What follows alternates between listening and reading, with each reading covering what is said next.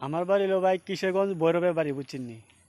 আমার জানা মতো ভৈরবের ফার্মিলের বাগানে লোক কমই আছে।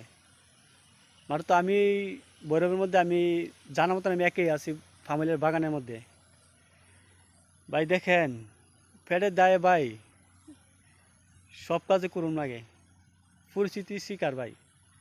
কপালে আসিল ভাই ফার্মিলের বাগানে কাজ করার, আল্লাহ দিছে, কিছু করার নাই ভাই, কাজ করতে হবে। আর কোথায় যাবো ভাই, সব কান্ট্রি যেতে আপনি মনে করেন টাকা বেশি লাগে, হই না মার যা। ভাই আমিও ভাই ইটালি লাগে 3বার জমা দিছি ভাই, কোনো কাজ হয়েছে না ভাই। 3বারে ভাই 3 লাখ টাকা আমি মার খাইছি। কি করুম ভাই এখন বুঝতে পারতাছি না। সবারই একটা অনুরোধ, বুঝে শুনে কাজ করবেন।